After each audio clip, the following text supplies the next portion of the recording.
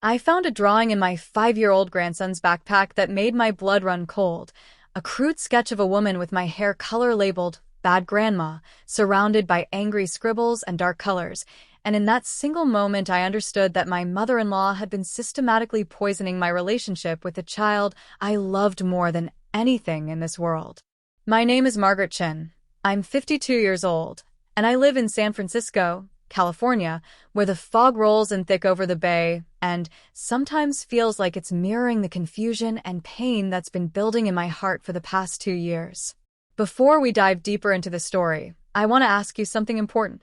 If you're finding value in what I'm sharing, if this resonates with you, or if you're curious to see how this unfolds, please take just 1 second to click that subscribe button right below this video. We're working hard to reach 1,000 subscribers, and every single click helps us build this community together. Your support means everything, so go ahead and hit subscribe now. It takes less time than blinking. Let me take you back to where this all started, back when my son Daniel married Jennifer 3 years ago in a beautiful ceremony at Golden Gate Park. The sun was shining that day, which is rare for San Francisco, and I remember thinking that everything was perfect, that my family was complete. Daniel is my only child, the center of my universe, since his father passed away from cancer 8 years ago.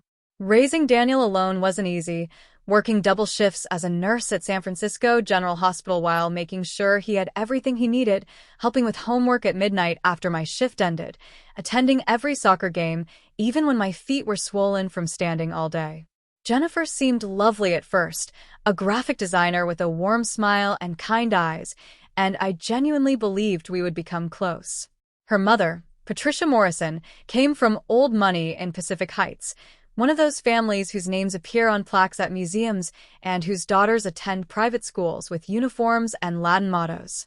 Patricia was cordial during the wedding planning, but I could feel the distance, the way her eyes would sweep over my modest apartment in the Sunset District with barely concealed judgment, the way she'd correct my pronunciation of certain words, the subtle way she'd redirect conversations when I talked about my work at the hospital. When Jennifer got pregnant, I was overjoyed. I imagined holding my grandchild, teaching him to bake my mother's recipe for almond cookies, taking him to the playground near Ocean Beach, reading him stories before bed. Little Marcus was born on a rainy November morning, and the moment I held him in the hospital, with his tiny fingers wrapped around mine and his dark eyes looking up at me, I fell completely in love. Those first few months were beautiful. I'd visit twice a week, bringing meals I'd cooked and offering to help with laundry or cleaning so Jennifer could rest, holding Marcus while she showered or napped. But then Patricia started inserting herself more aggressively into their lives. She had retired from her position as a foundation director and suddenly had unlimited time and resources to devote to her grandson. She bought them a larger house in Presidio Heights, just 3 blocks from her own mansion, which meant Daniel and Jennifer felt obligated to include her constantly. She hired a decorator to furnish the nursery with expensive imported furniture. She arranged for a nanny who'd worked for prominent San Francisco families. She planned elaborate first birthday parties at exclusive venues. If you're still watching and this story is pulling you in, do me a favor and click subscribe. We're building toward 1,000 subscribers, and we can't do it without you. Just hit that button, and you'll be part of this journey with us. It literally takes 1 second, and it helps more than you know. I started noticing small changes about a year ago. When I'd arrive for my scheduled visits, Patricia would already be there, having let herself in with the key Daniel had given her. She'd make comments about how Marcus seemed fussy after I held him, suggesting maybe my perfume was too strong or maybe I was holding him wrong. She bought Marcus dozens of expensive toys and would point out how much he loved the things she gave him, implying that my simple gifts, handmade quilts and wooden blocks, weren't good enough. When I offered to babysit so Daniel and Jennifer could have date nights, Patricia would immediately volunteer instead, saying she had more experience and more space for Marcus to play. The weather in San Francisco that fall was unusually cold, with fog so thick you couldn't see across the street, and it felt like that fog was creeping into my relationship with my family. I'd call Daniel to arrange visits, and he'd sound distant, saying maybe next week would be better, saying Marcus had a cold or they had plans with Patricia. When I did manage to visit, Marcus seemed less excited to see me, would run to Patricia when she arrived, would choose her lap over mine. I tried talking to Daniel about it, carefully bringing it up over coffee at a cafe near his office downtown. The place was crowded with tech workers on their lunch breaks, everyone typing on laptops and talking about startups and funding rounds. Daniel looked uncomfortable, stirring his latte and not meeting my eyes. He said I was being oversensitive, that Patricia was just enthusiastic about being a grandmother, that there was room in Marcus's life for both of us. But I could see he was stressed, caught between his mother and his wife's mother, wanting to keep everyone happy. Things escalated 6 months ago when Marcus started preschool at an exclusive private school that Patricia had recommended and partially funded. I offered to do pickups sometimes, wanting to be part of his routine, wanting those precious moments in the car, asking about his day. But Patricia had already arranged to do most pickups, had already established herself as the primary grandmother in the school's records. The teachers knew her name, greeted her warmly, while I was just Margaret, the other grandmother, the one who showed up occasionally. I started feeling invisible in my grandson's life. At his 3rd birthday party, held at Patricia's mansion with a professional photographer and catered food and a petting zoo in the backyard, Marcus barely acknowledged me. He was glued to Patricia's side, calling her Grammy in that sweet little voice, while he seemed confused about what to call me. Patricia had been coaching him, I realized, encouraging Grammy for herself while referring to me as your other grandmother, instead of the Grandma Maggie that I'd hoped he'd use. The San Francisco summer was approaching, and with it came the famous fog that locals call Carl, rolling in every afternoon and chilling the air. I felt that chill in my bones, felt it in my heart every time I reached out to Daniel and got short responses, every time I suggested activities with Marcus and was told Patricia had already made plans. I was losing my grandson, and I didn't know how to fight back without seeming jealous or petty. If this story is resonating with you, if you want to see where this goes and support the channel, please click subscribe right now. We're so close to 1,000 subscribers, and your click makes all the difference. Help us reach that goal by subscribing today. Just click that button below and you're done. Then came the incident 3 months ago that should have been my wake-up call, but I didn't see it clearly at the time. I'd been invited to Marcus's preschool for Grandparents' Day, an event where grandparents could come and do activities with the children. I was excited, had taken the day off from work, had bought special art supplies to use with Marcus. But when I arrived, Patricia was already there, had been there for an hour before the official start time, had already done a craft project with Marcus. The teacher seemed surprised to see me, saying she thought Mrs. Morrison was the only grandmother attending. Patricia smiled at me, that cold smile that doesn't reach the eyes, and said of course there was room for both of us, but Marcus was already invested in their project. I sat at the edge of their table feeling awkward and unnecessary, watching Patricia laugh with Marcus, watching how comfortable he was with her, how he'd lean into her side and show her his work for approval. When it was time for the group photo, Patricia positioned herself next to Marcus while I ended up in the back row, barely visible. I went home that day and cried, sitting in my small apartment with its view of the fog rolling over the rooftops, feeling more alone than I'd felt since my husband died. I'd worked so hard to build a good life, to raise Daniel right, to be there for him always, and now I was being pushed out of his family. I thought about confronting Patricia directly, but I knew that would backfire, would make me look like the difficult one, the jealous grandmother causing problems. The next few months were a slow erosion of my place in Marcus's life. Holidays were planned around Patricia's schedule and preferences. When I suggested taking Marcus to the California Academy of Sciences, one of my favorite places in San Francisco with its living roof and aquarium and planetarium, I was told Patricia had already taken him there multiple times, had bought him a membership. When I wanted to teach Marcus to bake, I was told Patricia had already done baking activities with him using her professional kitchen and expensive ingredients. I felt myself becoming bitter, becoming the kind of person I never wanted to be. I'd lie awake at night in my apartment, listening to the foghorns from the bay, wondering where I'd gone wrong, wondering why Patricia seemed to have made it her mission to replace me completely. Daniel assured me everything was fine, that I was overthinking things, but I could see the way Jennifer deferred to Patricia on all parenting decisions, could see how Daniel had learned it was easier to go along with Patricia's plans than to push back. The breakthrough, if you can call something so painful a breakthrough, came 2 weeks ago. Daniel had asked me to pick up Marcus from preschool because both he and Jennifer had important work meetings and Patricia was at a charity luncheon. I was thrilled, seeing it as a chance to have some one-on-one time with my grandson, maybe stop for ice cream on the way home, maybe have a real conversation. Marcus was quiet in the car, more reserved than normal, playing with a toy dinosaur and not responding much to my questions about his day. The San Francisco traffic was heavy. The usual crawl down Geary Boulevard with buses and cars packed together, the fog starting to roll in early. When we got to Daniel's house, Marcus ran inside to the bathroom and left his backpack in the hallway. I was hanging it up on the hook when I noticed a piece of paper sticking out from the front pocket. Take a moment right now and click that subscribe button if you haven't already. This story takes a dramatic turn, and you won't want to miss what happens next. We need your subscription to hit 1,000 subscribers and keep bringing you stories like this. Click subscribe now. Be part of our growing community. I pulled out the paper, thinking maybe it was a school notice I should give to Daniel, but what I saw made my hand start shaking. It was a child's drawing, the kind of thing any 5-year-old might create with crayons and markers, but the content made my stomach drop. There was a stick figure with brown hair like mine, and Marcus had labeled it in his careful preschool handwriting, helped by an adult's guiding hand, Bad Grandma.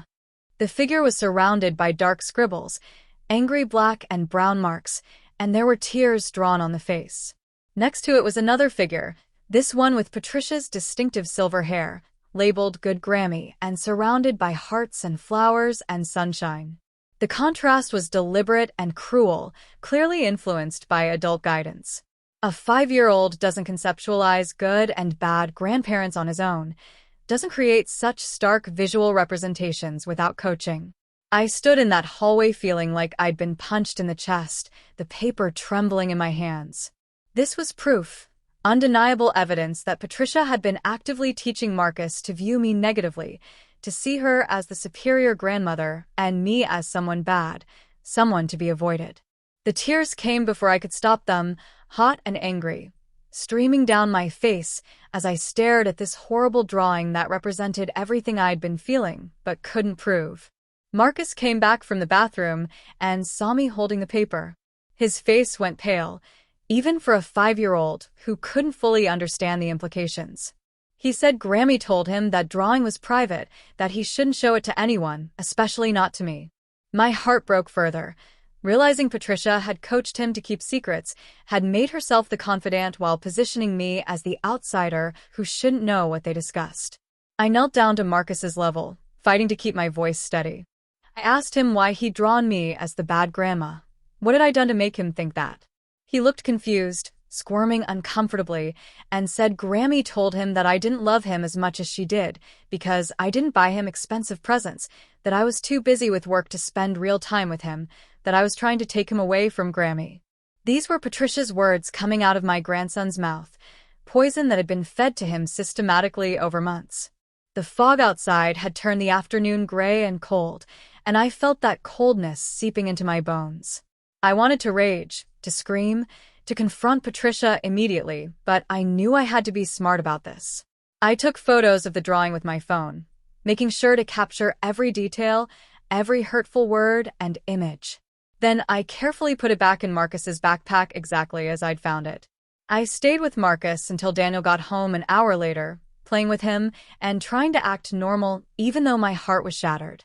When Daniel arrived, I asked if we could talk privately in the kitchen.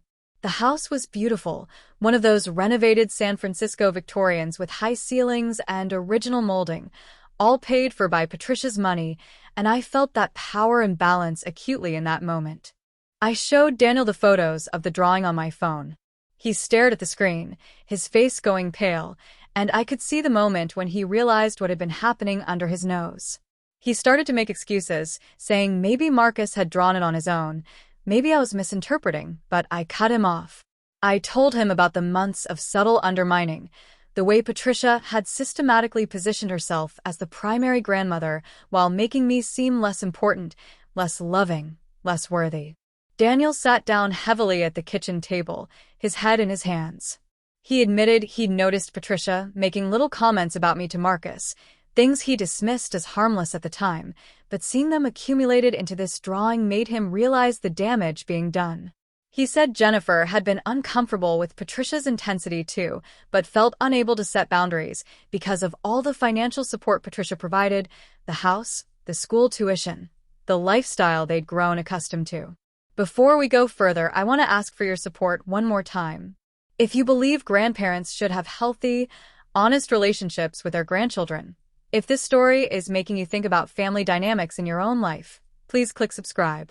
We're working toward 1,000 subscribers, and we can only get there with your help. Subscribe now and be part of this community. We decided to have a family meeting with Jennifer and Patricia. Daniel called his wife first, explaining what we discovered, and I could hear Jennifer's shocked reaction even from across the kitchen. She came home early from work, and together we planned how to address this with Patricia. The sun was setting over the Pacific, turning the sky orange and pink, and I felt a strange mixture of vindication and dread about the confrontation to come. Patricia arrived the next evening, letting herself in with her key as usual, dressed in expensive cashmere and carrying shopping bags of new clothes for Marcus. Daniel and Jennifer were sitting on the couch. I was in the armchair by the window, and Marcus was at his grandmother Jennifer's mother's house for a sleepover to keep him away from the adult conversation that was about to happen. Daniel showed Patricia the drawing without preamble, laying it on the coffee table where she could see every detail. The room was silent except for the sound of traffic outside and the distant foghorn from the bay. Patricia's face remained composed, but I saw the flicker of calculation in her eyes, the moment when she realized she'd been caught. She tried to deny it at first, saying children draw all sorts of things and we shouldn't read too much into it. But Daniel pressed her, asking directly if she'd been making negative comments about me to Marcus, if she'd been teaching him to see me as less important or less loving. The silence stretched out, uncomfortable and heavy, and finally Patricia's composed facade cracked. She said she'd done nothing wrong, that she was protecting Marcus from my insufficient influence, that a child of his social standing needed guidance from someone who understood proper society and opportunities. She said my working-class background and my hospital job meant I couldn't offer Marcus the same advantages she could, that she was simply being realistic about our different positions in life. The classism was naked and ugly, everything she'd been thinking but had kept polished and hidden now spilling out in anger. Jennifer, to her credit, found her voice. She told Patricia that while she appreciated the financial support, it didn't give her the right to undermine me or to teach Marcus to disrespect his grandmother. She said they'd been complicit in allowing Patricia too much control, and that had to change immediately. Daniel backed her up, his voice stronger than I'd heard it in years, telling his mother-in-law that she could continue to be part of Marcus's life, but only if she stopped the manipulation and treated me with respect. Patricia stood up, gathering her expensive handbag and her shopping bags, her face cold with fury. She said they'd regret this, that they were making a mistake by choosing me over her, that Marcus deserved better than what I could offer. She threatened to withdraw her financial support, to stop paying for the house and the school, to cut them off completely. The threats hung in the air like the fog outside, dense and chilling. But Daniel and Jennifer held firm. Daniel said they'd figure out the financial situation, that they'd downsize if necessary, but they wouldn't allow Marcus to be taught to hate his grandmother or to value money over genuine relationships. Patricia left without saying goodbye, the door closing with a sharp click that seemed to echo through the house. If you're invested in this story and want to know how it ends, make sure you're subscribed to the channel.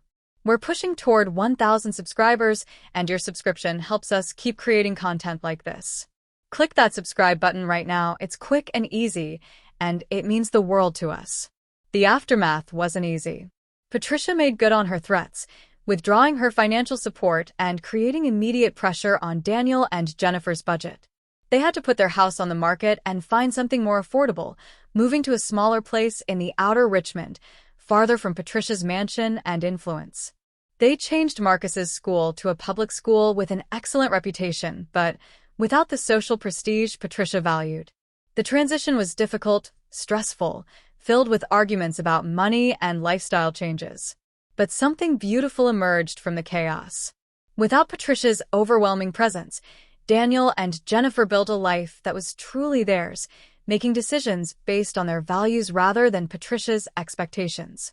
And I started rebuilding my relationship with Marcus, slowly and carefully, proving through consistent presence and genuine love that I was a good grandmother worthy of his affection. I started picking Marcus up from his new school twice a week, and we'd stop at the playground or get ice cream or just talk in the car about his day. I taught him to bake almond cookies using my mother's recipe, flour dusting the kitchen counter and his small hands helping to roll the dough. We went to Ocean Beach on foggy Saturday mornings, collecting shells and watching the surfers, his hand warm in mine as we walked along the sand. Marcus asked about the drawing one day, about a month after everything had come out into the open.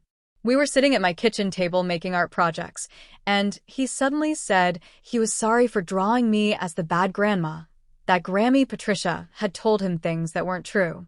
His eyes were serious, and I could see he was genuinely trying to understand what had happened. I told him that adults sometimes make mistakes, that Grammy Patricia had been wrong to say those things, but that what mattered was building our relationship based on truth and love now. The San Francisco summer came again, and this time it felt different. The fog felt cleaner somehow, refreshing rather than suffocating. Marcus started calling me Grandma Maggie naturally, without prompting, and his face would light up when I arrived for visits. We developed our own traditions, our own inside jokes, our own special bond that didn't depend on expensive gifts or social status, but on genuine connection and time spent together. Patricia remained mostly absent from their lives. She'd send gifts occasionally, expensive things that felt like attempts to buy back influence, but she didn't apologize or acknowledge the damage she'd caused. Daniel and Jennifer maintained minimal contact, civil but distant, protecting their family from further manipulation. It was sad in a way, the loss of what could have been a rich multi-generational relationship, but it was necessary for Marcus's healthy development and for my relationship with him. Daniel and Jennifer's finances stabilized after they downsized. Jennifer's graphic design business grew, and Daniel got a promotion at work. They realized they didn't need Patricia's money to have a good life, that the freedom from her control was worth the financial adjustment. They seemed happier too, lighter, making decisions together without the weight of obligation to Patricia's preferences. I continued working at the hospital, my shifts sometimes exhausting but always meaningful, knowing I was helping people during their most vulnerable moments. My colleagues became family, supporting me through the difficult period when I thought I was losing Marcus, celebrating with me when I shared photos of our time together. The hospital, with its diverse staff and patients from every background, reminded me daily that what matters is character and kindness, not social status or wealth. Take one more moment before the ending and click that subscribe button if you haven't yet. We're so grateful for everyone who's joined us on the path to 1,000 subscribers. Your click helps us continue sharing stories that matter. Subscribe now and be counted in our growing community. Marcus is now 5.5 years old, thriving in his new school, making friends from different backgrounds, learning that people's worth isn't measured by their bank accounts or their addresses. He tells me he loves me unprompted now, hugs me tight when I pick him up, asks when we can make cookies again or go to the beach. Every moment with him feels precious, earned through the painful process of standing up for my place in his life. Last week, Marcus brought me a drawing from school, and my heart clenched for a moment remembering that awful picture from his backpack. But this one was different, beautiful in its simple honesty. He'd drawn our family, stick figures holding hands, with me included right in the middle, labeled Grandma Maggie I Love You in his careful handwriting. There were flowers and hearts and a bright yellow sun, and it was the most beautiful piece of art I'd ever seen. I framed that drawing and hung it in my living room where I can see it every day, a reminder that truth and genuine love ultimately prevail over manipulation and money. The fog still rolls into San Francisco every afternoon, Carl the Fog as reliable as ever, but now I see it as part of the city's beauty rather than a symbol of obscured relationships and hidden agendas. Daniel apologized to me properly a few months ago, sitting in my apartment with tears in his eyes, saying he should have seen what was happening sooner, should have protected my relationship with Marcus before it got so damaged. I told him what I really believed, that sometimes we have to go through pain to understand what truly matters, that our family is stronger now for having faced the crisis and chosen love over money and genuine relationships over social climbing. Jennifer and I have developed a real friendship, talking honestly about parenting and life and the pressures that Patricia's money had created. She confided that she'd felt controlled by her mother for years, always trying to live up to impossible standards, always feeling judged. Cutting financial ties had been terrifying but ultimately liberating, allowing her to parent Marcus according to her own values rather than Patricia's expectations. The weather in San Francisco remains unpredictable as always, fog and sun and wind all in the same day, and I've learned to appreciate the changeability rather than fight against it. Life is like that too, shifting and uncertain, requiring flexibility and courage to navigate the difficult moments. My relationship with Marcus continues to grow stronger, built on a foundation of honesty and time spent together, proof that a grandmother's love doesn't require wealth or status, just presence and authenticity. I think about that drawing often, the one that broke my heart but ultimately saved my relationship with my grandson. It was painful evidence of Patricia's manipulation, but it was also the catalyst that forced everyone to confront what had been happening, to choose truth over comfortable lies. Sometimes the most painful revelations are also the most necessary, clearing away the fog to reveal the real landscape beneath. Marcus asked me recently why Grammy Patricia doesn't come around anymore, and I struggled with how to explain it in age-appropriate terms. I told him that sometimes grown-ups disagree about important things, and Grammy Patricia had made some choices that hurt people, but that we still wish her well even though we don't see her often. He seemed satisfied with that answer, secure enough in his relationships now not to need everyone to be constantly present. The holidays are approaching, and this year will be the first where Patricia won't be orchestrating every detail, won't be hosting elaborate events designed to showcase her generosity and control. Instead, Daniel and Jennifer are planning a simple Thanksgiving at their house, cooking together as a family, inviting me to help and to share our own traditions. Marcus is excited about making decorations and setting the table, about being part of creating family memories rather than attending Patricia's staged productions. I look back on the past 2 years and see how much has changed, how I went from feeling invisible and replaced to being secure in my role as Grandma Maggie, beloved and valued. The journey was painful, requiring me to speak up when it would have been easier to stay silent, requiring Daniel and Jennifer to make difficult financial sacrifices, requiring all of us to prioritize relationships over money and status. But we came through it stronger, more honest, more committed to building a family based on genuine love rather than obligation or social climbing. Before we wrap up the story, I want to thank everyone who subscribed during this video. If you haven't clicked that button yet, please do it now. We're building a community here, and reaching 1,000 subscribers is our next big milestone. Your subscription takes just a second, but it means everything to our ability to keep sharing these real, honest stories. Click subscribe right now and join us.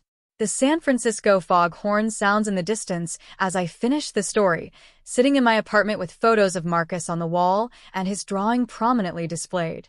Life hasn't been easy, raising a son alone, working long hours at the hospital, fighting for my place in my grandson's life against someone with far more money and social power. But I wouldn't change any of it, because struggle reveals character and overcoming obstacles together creates bonds that superficial relationships can never match. Marcus will grow up knowing that love isn't about expensive presents or prestigious schools, that a grandmother's worth isn't measured by her bank account or her social connections.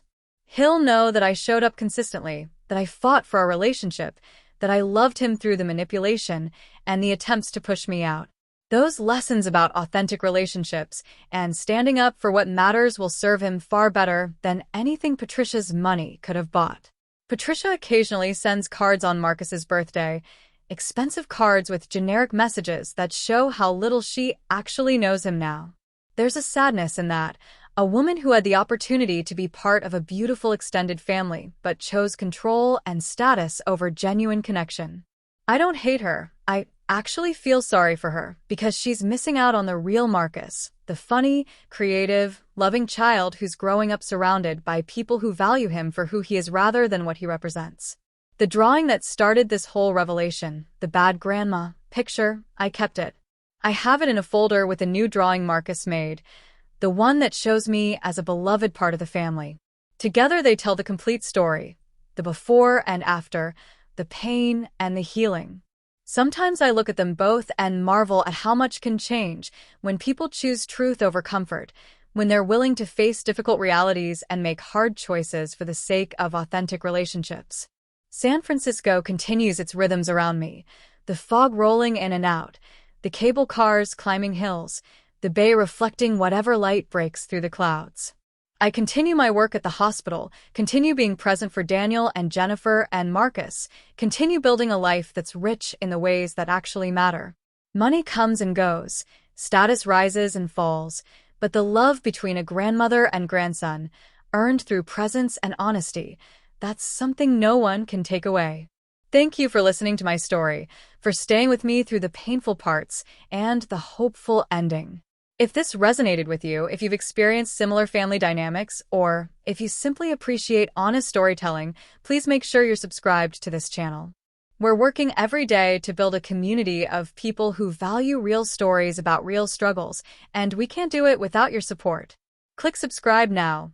Help us reach that 1,000 subscriber goal and be part of something meaningful. Hashtag the grandmother war continues. When Patricia returned with lawyers and a custody threat. 6 months after I thought the worst was behind us, Patricia Morrison showed up at Daniel's house with a lawyer and court documents that threatened to tear our family apart all over again, claiming that my influence on Marcus was detrimental to his development and that she was seeking grandparents' rights to ensure proper visitation and decision-making authority in his upbringing. The San Francisco morning was unusually bright, no fog yet, just clear, harsh sunlight that seemed to illuminate every crack in the foundation we'd been trying to rebuild, and I realized that Patricia hadn't accepted defeat at all. She'd just been regrouping for a more calculated attack. If you're just joining us, or if you want to see how this family drama unfolds, please take a second right now to click that subscribe button. We're building toward 1,000 subscribers, and every single person who joins us helps make that happen. Your subscription means we can keep sharing these real, raw stories. Click subscribe now. I got the call from Daniel at 7 in the morning, his voice tight with stress, telling me that Patricia had filed papers in San Francisco Superior Court seeking formal grandparent visitation rights. California law allows grandparents to petition for visitation under certain circumstances, and Patricia had apparently spent the past months consulting with family law attorneys to build a case. She was claiming that the sudden cutoff of contact was harmful to Marcus's emotional well-being, that she'd been a primary caregiver during his first years, and that her financial support had been integral to his development. The legal papers were thick, full of formal language that made my head spin when Daniel forwarded them to my email. Patricia had documented every gift she'd given, every activity she'd funded, every hour she'd spent with Marcus, building a picture of herself as an essential figure in his life who'd been unfairly excluded. There were declarations from the expensive preschool teachers who remembered her fondly, statements about the educational opportunities she'd provided, even photos of Marcus looking happy at events she'd organized. What the documents conveniently left out was the manipulation, the systematic undermining of my relationship with Marcus, the poisonous comments that had led to that heartbreaking drawing. Patricia's lawyers had crafted a narrative where she was the devoted grandmother unfairly cut off by vengeful parents, with no mention of why that separation had become necessary. Reading through the papers in my apartment, with morning light streaming through the windows and the sounds of the city waking up outside, I felt a familiar dread settling into my bones. Daniel and Jennifer immediately hired their own attorney, a family law specialist named Rebecca Torres who worked out of an office in the financial district.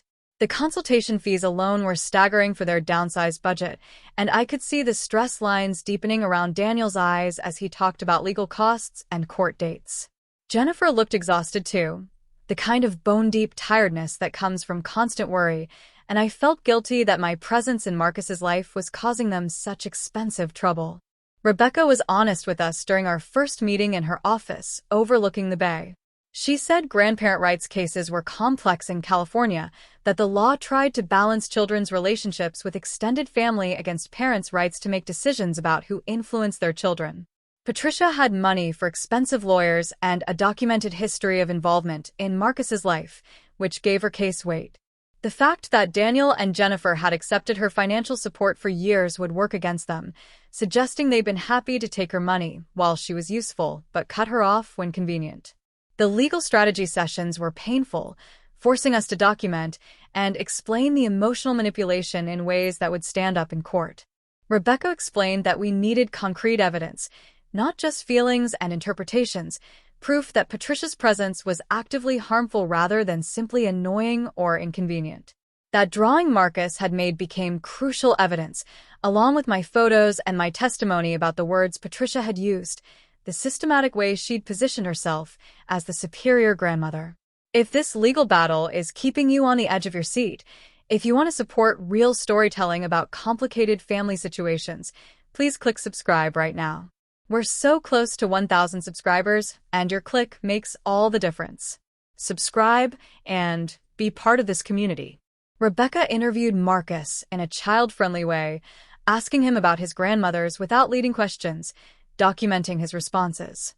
Marcus was confused about why we were asking so many questions, why there were serious grown-ups wanting to know about Grammy Patricia and Grandma Maggie. He said he loved me, said we had fun together baking and going to the beach, but he also said he missed some of the fancy things Grammy Patricia used to provide, the expensive toys and the trips to special places. His honesty was endearing but also worrying because it showed that Patricia's influence hadn't been entirely negative in his young mind. The court date was set for 3 months out, giving both sides time to prepare their cases. Those 3 months were some of the most stressful of my life. Worse in some ways than the initial discovery of Patricia's manipulation because now it was all formalized and official, playing out in a legal system that would make binding decisions about our family. I had nightmares about a judge ordering regular visits with Patricia, about being forced to share Marcus with someone who'd proven she'd undermine me given the chance. Daniel and Jennifer's financial situation became even tighter with legal bills piling up. They were paying Rebecca's hourly rate for countless meetings and document preparation, and Patricia's lawyers kept filing additional motions that required responses, each one costing more money. I offered to contribute from my savings, money I'd been setting aside for retirement, but Daniel refused at first, saying this wasn't my financial burden to bear. Eventually, I convinced him to let me help, arguing that this was about my relationship with Marcus too, that I had as much stake in the outcome as anyone. Patricia, meanwhile, was playing a public relations game, showing up at Marcus's new school during events, always maintaining perfect composure, always dressed impeccably, always demonstrating what she'd characterize as appropriate grandmotherly concern. She'd send Marcus cards and small gifts, carefully documented packages that would show the court she was trying to maintain contact despite being unreasonably blocked. Her strategy was transparent but effective, building a record that painted her as the reasonable party trying to preserve a relationship while we were the hostile ones preventing it.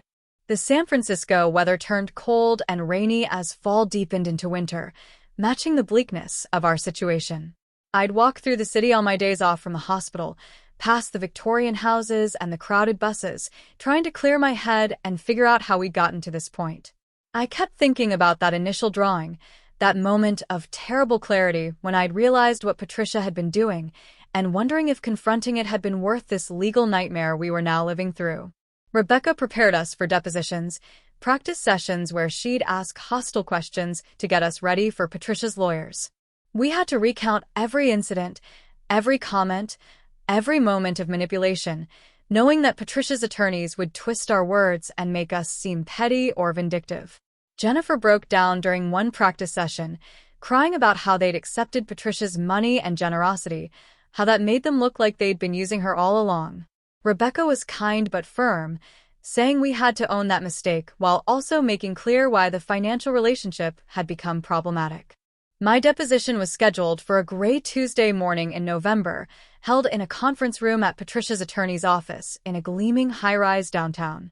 Patricia's lawyer was a sharp woman named Victoria Chen who wore designer suits and had a way of asking questions that made everything sound suspicious. She went through my work history, my finances, my divorce from Daniel's father years ago, looking for anything that might make me seem unstable or inadequate. She asked pointed questions about my jealousy of Patricia's wealth and her relationship with Marcus, framing my legitimate concerns as petty resentment. I held my ground, speaking carefully and honestly about what I'd witnessed, about that drawing, and the words Marcus had repeated that clearly came from Patricia. Victoria tried to suggest I'd misinterpreted childish artwork, that maybe Marcus had drawn it after I'd done something he perceived as mean, that children's perspectives aren't always reliable. But Rebecca objected to the leading questions, and I stuck to my story, the truth of what had happened and why we'd had to establish boundaries with Patricia. Patricia's deposition was the following week, and Rebecca let Daniel and Jennifer attend while I stayed home, knowing that seeing Patricia might make me too emotional. They reported that Patricia had been poised and composed, admitting she'd made some comments about my different background, but framing them as honest observations rather than manipulation. She cried when talking about being cut off from Marcus, describing how much she missed him and how unfair it was that she'd been excluded after being such a devoted grandmother. Her performance was apparently convincing, and Daniel came home looking worried about how a judge might perceive things. Before we get deeper into this courtroom drama, please take a moment to subscribe if you haven't already. We're building a community of people who appreciate honest stories about real family struggles, and we need your support to reach 1,000 subscribers. Click that button now and help us grow. The weeks before the hearing were filled with last-minute preparations, witness statements, and endless strategizing. Rebecca lined up a child psychologist to testify about the harm of parental alienation and grandparent manipulation, an expert who could explain to the judge why cutting off contact with Patricia had been necessary for Marcus's healthy development. We also had statements from teachers at Marcus's new school who'd observed his thriving behavior since the change, though Patricia's lawyers would surely counter with statements from the old school where everyone remembered her positively. I had to take time off work for various legal appointments, using up my vacation days and sick leave, explaining to my supervisor at the hospital that I was dealing with a family legal matter. My colleagues were supportive, several of them sharing their own stories about difficult in-laws and family court battles, reminding me I wasn't alone in facing these kinds of conflicts. The hospital, with its daily dramas of life and death, helped me maintain perspective, reminding me that while this felt all-consuming, it was ultimately solvable one way or another. The night before the hearing, I couldn't sleep. I lay in my apartment listening to the city sounds, the distant sirens and the occasional car passing, thinking about Marcus and how much I'd come to treasure our relationship. The thought of a judge ordering regular unsupervised visits with Patricia filled me with dread, not because I thought she'd physically harm Marcus, but because I knew she'd use that time to undermine the values Daniel and Jennifer were trying to instill, to reinforce ideas about wealth and status, and to subtly denigrate me. The hearing was held in a courtroom in the Civic Center, one of those formal spaces with wood paneling and flags and a sense of gravity that makes everything feel more serious. Judge Maria Rodriguez presided, a woman in her 60s with a reputation for being thorough and fair in family law cases. Patricia sat at the petitioner's table with her attorneys, dressed in understated expensive clothes that conveyed both respectability and wealth. Our side, Daniel and Jennifer and me and Rebecca, felt scrappier by comparison, less polished, though Rebecca had coached us on courtroom behavior and appropriate dress. Patricia's attorneys went first, painting a picture of a devoted grandmother who'd been instrumental in Marcus's early development, who'd provided not just financial support but genuine love and care. They showed photos of Patricia and Marcus together, smiling and happy, at birthday parties and outings and quiet moments reading books. They brought in a witness from the old preschool who testified about Patricia's regular involvement and Marcus's obvious affection for her.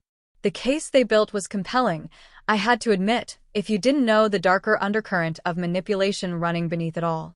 When they addressed the reason for the cutoff, Patricia's lawyers characterized it as an overreaction to a simple children's drawing that had been misinterpreted by overly sensitive parties. They suggested that I had been jealous of Patricia's bond with Marcus and had poisoned Daniel and Jennifer against her, using the drawing as an excuse to exclude her. Patricia herself testified, describing her heartbreak at being separated from her grandson, tears streaming down her face as she talked about missing birthdays and milestones and the daily interactions she'd cherished. The morning session ended with Patricia still on the stand, and we broke for lunch.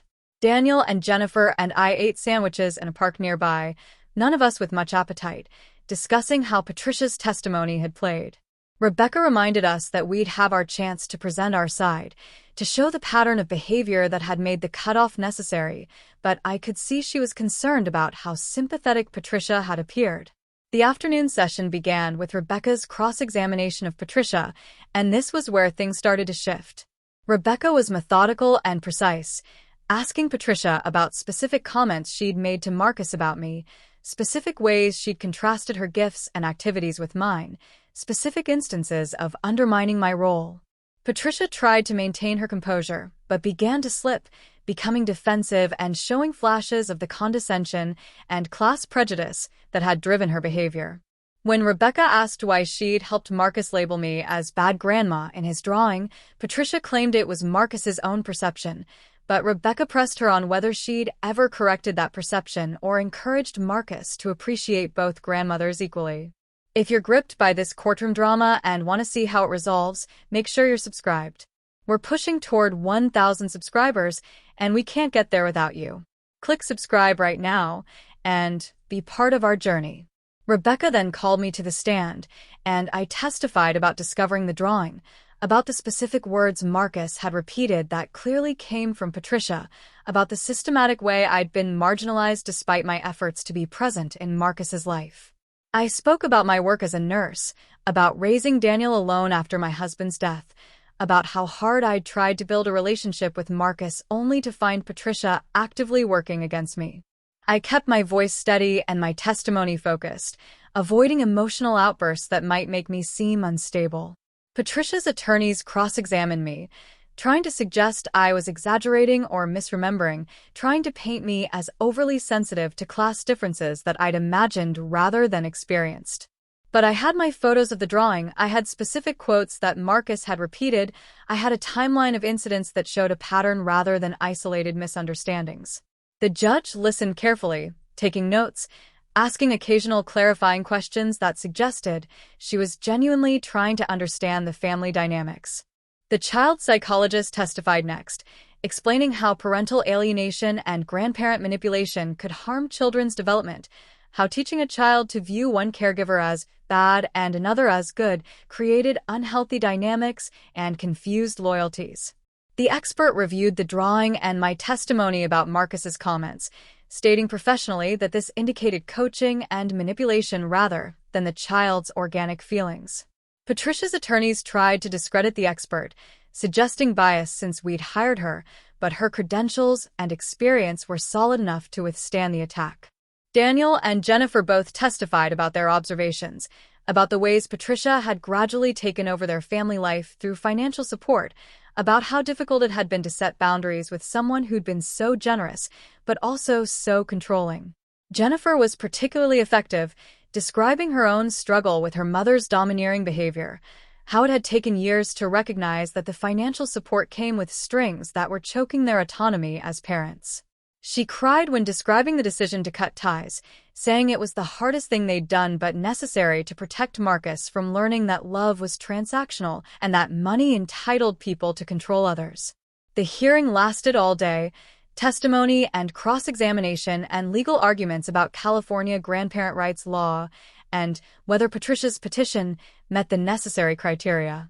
By the time Judge Rodriguez called for a recess to review the evidence and prepare her decision, we were all exhausted, emotionally wrung out from reliving the painful conflicts and exposing private family dynamics in a public courtroom. We had to wait 2 weeks for the judge's written decision, 2 weeks of uncertainty and anxiety while we tried to maintain normal life. Marcus knew something serious was happening with the grown-ups, but couldn't fully understand the legal complexities. I maintained my regular visits with him, picking him up from school, and doing our normal activities, trying not to let my worries show. He was happy and secure with our relationship now, and I couldn't imagine how it would feel if a judge ordered that Patricia be reinserted into his life on her terms. The San Francisco winter continued, rainy and cold, and I found myself walking the city more than usual, needing the physical movement to burn off nervous energy. I'd walk through Golden Gate Park, past the museums and the gardens and the bison paddock, thinking about how much had changed since Daniel's wedding there just 3 years ago. I'd thought then that we were building something beautiful, a family that would grow and thrive, and instead we'd ended up in court fighting over access to a child. Rebecca called on a Friday afternoon with the news. Judge Rodriguez had issued her decision, denying Patricia's petition for court-ordered visitation. The judge's written opinion carefully reviewed all the evidence, acknowledging Patricia's genuine affection for Marcus, but also recognizing the documented pattern of manipulation and the harm it had caused. The decision stated that while grandparent relationships were valuable, parents had the primary right to determine what influences were healthy for their children, and in this case, Daniel and Jennifer had made a reasonable decision to limit contact with Patricia based on her undermining behavior. The relief was overwhelming, making my knees weak as I sat at my kitchen table reading Rebecca's email with the attached court decision. The judge had seen through Patricia's polished presentation to the problematic behavior underneath, had validated our concerns and our decisions, had protected our ability to raise Marcus without court-mandated exposure to Patricia's manipulation. I called Daniel immediately, and I could hear the emotion in his voice, the release of months of stress and worry. But the decision came with nuance that Rebecca made sure we understood. The judge had not issued a restraining order or completely banned Patricia from Marcus's life. Instead, the ruling said that if Daniel and Jennifer chose to allow contact with Patricia in the future, that was their prerogative, but the court would not order such contact against their wishes. This meant Patricia could still try to rebuild the relationship, but only on terms that Daniel and Jennifer found acceptable, with boundaries they could enforce without court interference. Patricia could appeal the decision, Rebecca warned us, though appeals were expensive and the judge's ruling had been thorough and well-reasoned, making it less likely to be overturned. We'd have to wait and see whether Patricia would pour more money into fighting or whether she'd finally accept that she'd lost this battle. For now, though, we could breathe, could stop living in fear of court orders and forced visits, could continue building the healthy family dynamic we'd been working toward. Subscribe now if you want to be part of a community that values honest family stories. We're working hard to hit 1,000 subscribers, and your support makes it all possible. Click that button and join us on this journey. The weeks after the court decision were almost anticlimactic. Patricia did not immediately appeal, and we heard through mutual acquaintances that she'd been shocked and angry about the ruling, unable to believe a judge hadn't sided with her despite her wealth and social standing. She sent one letter to Daniel and Jennifer, delivered by her attorney, expressing disappointment in the decision and reiterating her desire to have a relationship with Marcus, but it contained no apology or acknowledgement of the behavior that had led to the cutoff. Daniel and Jennifer discussed how to handle Patricia going forward. They weren't interested in completely permanent estrangement, recognizing that Marcus might want to know his maternal grandmother as he got older, but they were firm that any future contact would require Patricia to acknowledge her mistakes and commit to respecting boundaries. They drafted a letter with Rebecca's help, outlining the conditions under which they'd be willing to slowly reintroduce limited contact, supervised at first and contingent on Patricia treating both grandmothers with equal respect. Patricia never responded to that letter. Her silence was telling, suggesting she wasn't willing to admit fault or to accept a relationship on anyone's terms but her own. Part of me was sad about that, recognizing that Marcus was missing out on knowing his maternal grandmother, but the larger part was relieved that we didn't have to navigate the complex dynamics of limited contact with someone who'd proven herself manipulative. Marcus continued to thrive in his life without Patricia's overbearing presence. His new school, the public school in the outer Richmond, turned out to be wonderful, diverse and creative, and full of dedicated teachers who cared about the whole child rather than just academic achievement and social standing. Marcus made friends from all kinds of backgrounds, played soccer in the park, learned that fun didn't require expensive equipment or exclusive venues. He was becoming a kind, empathetic kid, qualities I like to think came from seeing his parents choose principles over money and genuine relationships over social climbing. My relationship with Marcus deepened through consistency and authenticity. We still baked together, still went to Ocean Beach, still had our special traditions that didn't cost much, but meant everything. When he lost his first tooth, I was the one he showed first, his gap-toothed smile so proud, and excited. When he learned to read, he wanted to read his books to me, sounding out words carefully and looking up for approval. These moments were worth everything we'd been through, every stressful legal meeting, every anxious night wondering if a judge would force Patricia back into our lives. Daniel and Jennifer's marriage seemed stronger too, having weathered the crisis together. They'd learned they could make hard decisions and survive the consequences, that their family didn't need Patricia's money to be happy and functional.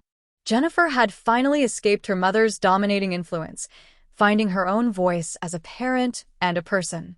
Daniel had learned to set boundaries with strong personalities, skills he used at work as well as in personal life. The financial pressures eased gradually. Jennifer's graphic design business picked up new clients, and Daniel's promotion came with a significant raise.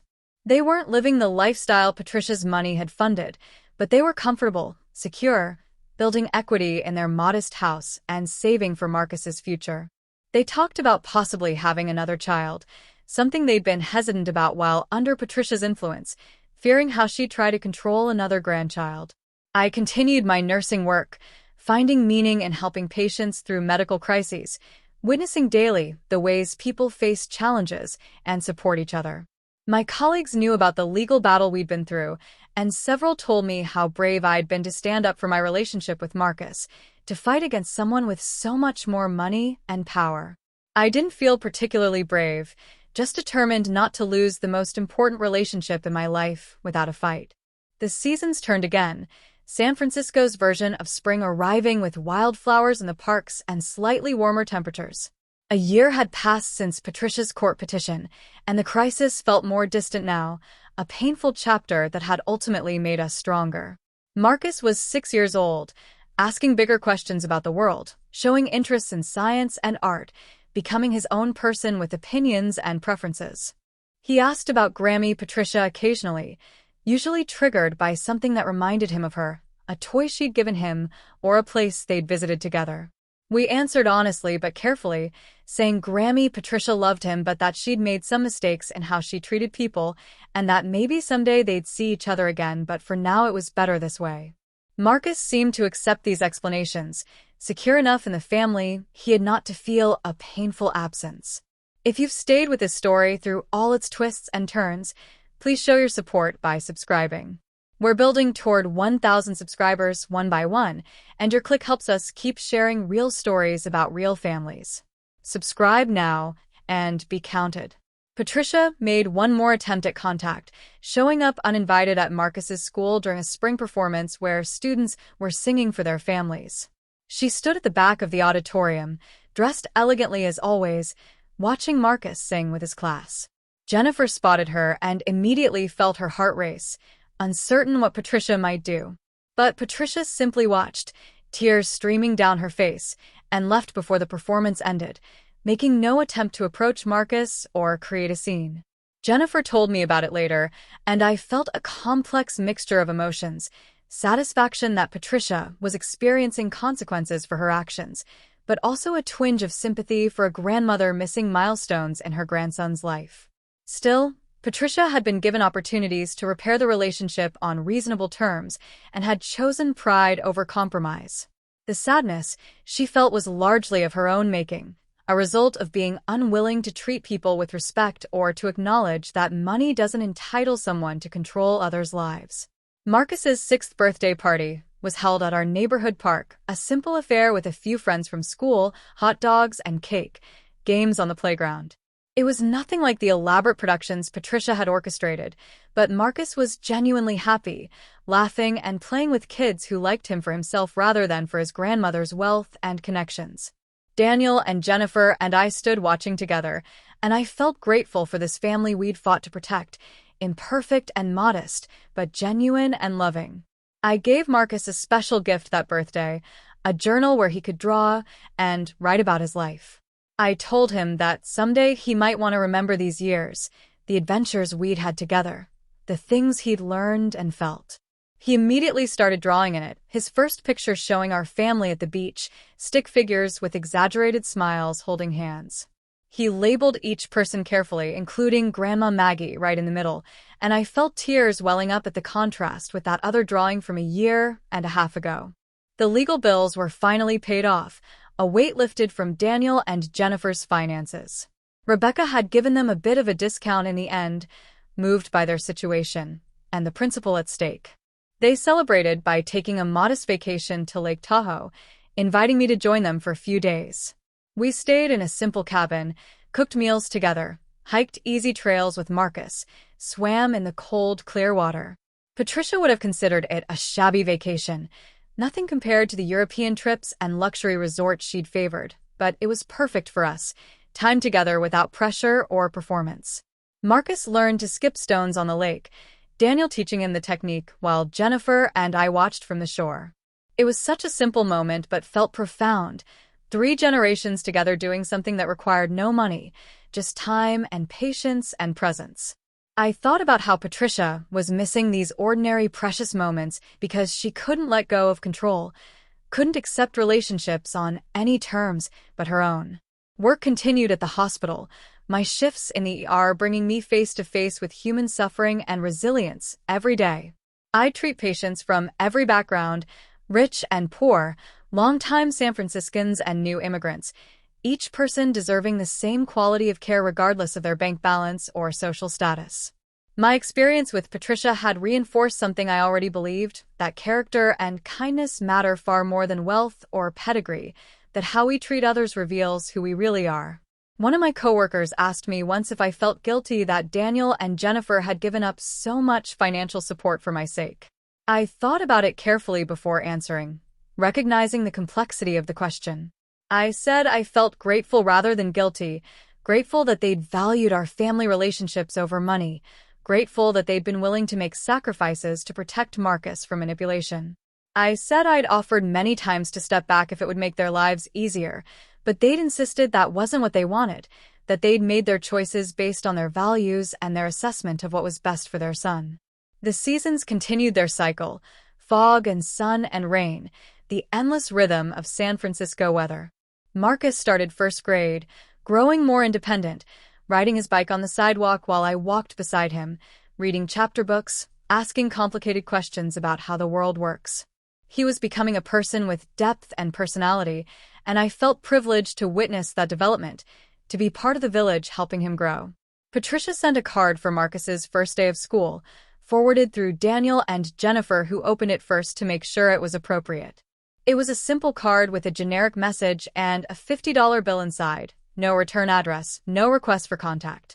They put the money in Marcus's savings account and didn't mention the card to him, recognizing it as Patricia's way of maintaining some connection without having to apologize or change. These occasional cards and gifts continued, arriving on birthdays and holidays, always generous, always impersonal. Patricia seemed to be settling into a pattern of being the distant benefactor, unable or unwilling to do the emotional work required for real relationship, but not quite ready to completely disappear either. Daniel and Jennifer accepted these gestures neutrally, banking the money for Marcus's future, neither encouraging nor discouraging further contact. I wondered sometimes what Marcus would think when he was older, when he could understand the full story of what had happened and why Grammy Patricia wasn't part of his regular life. Would he resent the choices that had been made? Would he wish he'd had more contact with her despite her flaws? Or would he appreciate that his parents had protected him from manipulation and taught him that love shouldn't be transactional? Only time would tell, and all we could do was continue making the best decisions we could with the information we had. Make sure you're subscribed before we wrap up this chapter. We're so grateful for everyone who's joined us on the path to 1,000 subscribers. Your support keeps us going and helps us share more real stories. Click subscribe right now if you haven't already. My own mother had died years before any of this happened, but I thought about her often during this ordeal. She'd been a simple woman, a factory worker who'd raised me with love and discipline and high expectations despite limited resources. She taught me that dignity comes from within, that self-respect means standing up for yourself even when it's hard, that relationships built on authenticity last longer than those based on money or convenience. These lessons had served me well through the conflict with Patricia, giving me the backbone to fight for my place in Marcus's life rather than quietly accepting being pushed aside. I shared stories about my mother with Marcus sometimes, describing her strength and her values, helping him understand that his family history included people who'd overcome challenges through character rather than wealth. I wanted him to know both sides of his heritage, the working-class roots on my side as well as the privileged background from Patricia's side, to understand that both had shaped who he was, but that values mattered more than money in determining the kind of person he'd become. Daniel confided in me one evening that he felt he'd failed to protect me from Patricia's behavior sooner, that he should have seen what was happening and intervened before it got so painful. I told him what I genuinely believed, that sometimes we have to experience pain to understand what really matters, that our family was stronger now for having gone through the crisis together. I said I was proud of him for ultimately making the hard choices, for choosing principle over comfort, for being willing to lose financial support rather than let Marcus be taught unhealthy values about relationships and worth. The city around us continued its constant evolution, new buildings rising, old neighborhoods gentrifying, waves of tech wealth creating affordability crises and cultural tensions. San Francisco has always been a city of contrasts, spectacular wealth existing blocks away from homelessness, innovative technology companies alongside blue-collar workers, progressive politics mixed with entrenched privilege. Living here had taught me to navigate complexity, to understand that most situations aren't simple or binary, that people contain multitudes, and that relationships require work and compromise. Patricia's situation reminded me that having money doesn't make someone happy or fulfilled, that she had resources most people could only dream of, but had used them in ways that ultimately left her isolated from her grandson. She could have been a positive presence in Marcus's life, could have shared her resources while respecting boundaries, could have complemented my role rather than trying to replace me. Instead, she tried to buy primacy and control, and had ended up with neither relationship nor respect. As Marcus's 6th year progressed, I saw him developing empathy and kindness, qualities that gave me hope for his future. He'd share his lunch with a classmate who'd forgotten theirs. He'd comfort a friend who was crying on the playground. He'd ask thoughtful questions about why some people had more than others and whether that was fair. These were the fruits of being raised by parents who'd chosen values over money, who'd shown him through their actions that how we treat people matters more than what we can buy them. The holidays approached again, and this year we were planning a combined Thanksgiving with some of my coworkers from the hospital and their families, a diverse gathering that felt much more authentic than Patricia's formal productions had been. Marcus was excited about meeting new people and hearing about their different traditions, showing none of the social snobbery that Patricia had tried to instill. He was becoming a citizen of the world rather than a prisoner of privilege, and I felt grateful every day for the second chance we'd been given to build our relationship on honest foundations. I look at Marcus now and see both the challenges he'll face and the strengths he's developing to meet them. Growing up in San Francisco, he'll be exposed to inequality and diversity, to technological change and cultural evolution, to all the complexity and opportunity that define modern American life. The lessons he's learning now about authentic relationships and standing up for principles even when it's costly will serve him well in navigating whatever future awaits him. The story of my conflict with Patricia isn't over, not really, because family dynamics continue evolving as long as people live. Patricia may eventually apologize and want to rebuild a relationship, or she may remain distant and proud, or something in between may emerge. Marcus may seek her out when he's older, curious about the grandmother he barely remembers, and will support whatever relationship he wants to pursue as an adult capable of making his own choices. But for now, in this moment, we have peace and authenticity and genuine love, and that feels like victory enough.